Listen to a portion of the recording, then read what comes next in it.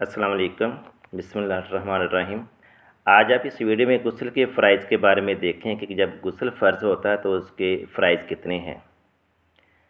हज़रत अली रज़ियल्लाहु ताला अन्हु रवायत करते हैं कि रसूल सल्लल्लाहु अलैहि वसल्लम फरमाते हैं, जो शख्स नापाक हो और गुस्ल करते वक्त एक बाल भी जगह बग़ैर धोए छोड़ देगा, उसके साथ ऐसा ऐसा किया जाएगा, यानी अज़ाब दिया जाएगा।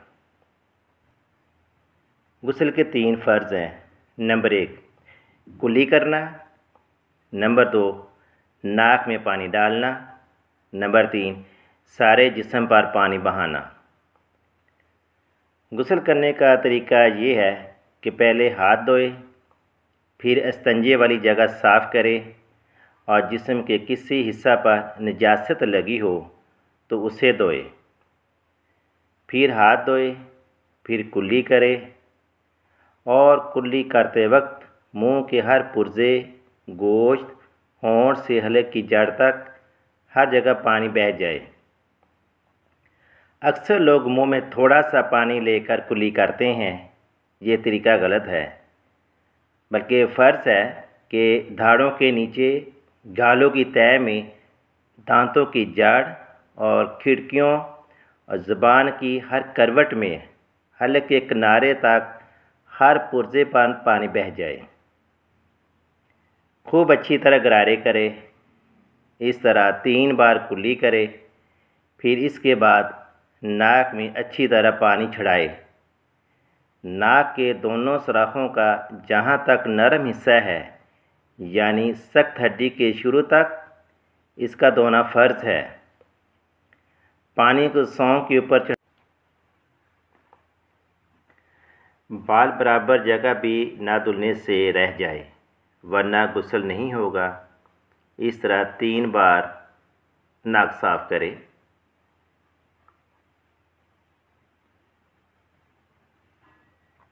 फिर 3 बार मुंह धोए, फिर कोहनियों के ऊपर तक 3 बार बाजू धोए, फिर सर का मसा करें। मसा करने का तरीका ये है कि अंगूठे और कलमे की उंगली के सिवा एक हाथ की बाकी उंगलियों का सिरा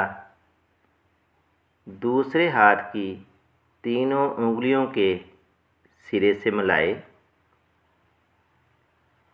और पेशानी के बाल या खाल पर रखकर गद्दी तक इस तरह ले जाए कि हथेलियां सर से जुदा रहें।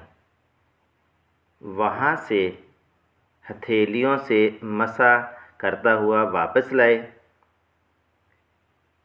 फिर कलमे की उंगली से कानों का अंदर और अंगूठे के साथ बाहर से मसा करें।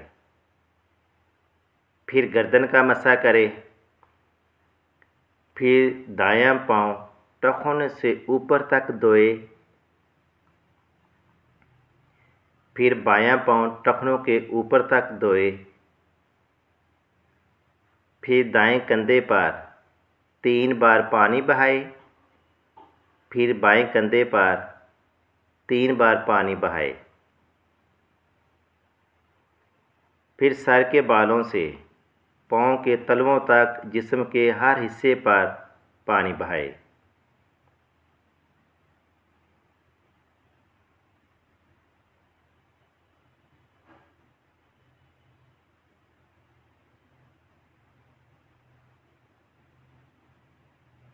और इसके बाद एक दूसरा तरीका भी है जो सुन्नत से साबित है, वो भी है। दूसरा तरीका जो सुन्नत से साबित है, यूँ भी है कि वुज़ू मुकम्मल करके फिर सबसे पहले सर पर 3 दफ़ा पानी डालें और बालों को खूब मले। फिर 3 दफ़ा दाएं कंधे पर बमै उस तरफ के दीगर जिस्म के, फिर बाएं कंधे पर बमै उस तरफ वाले दीगर जिस्म के 3 दफ़ा पानी बहाए।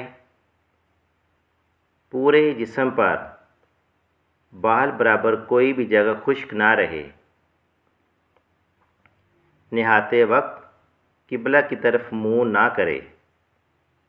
ना पीठ, नहाते हुए किसी किस्म की कोई बात ना करे और ना ही कोई दुआ पढ़े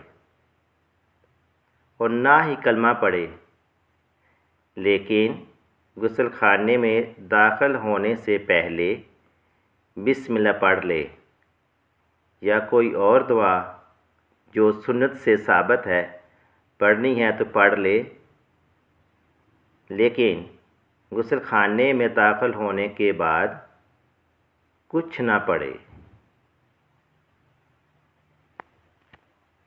आपसे गुजारिश है कि आप हमारी वीडियो को लाइक करें और चैनल को सब्सक्राइब करें और बेल नोटिफिकेशन को ऑन करें ताकि आपको आने वाली हर नई वीडियो का नोटिफिकेशन मिल सके।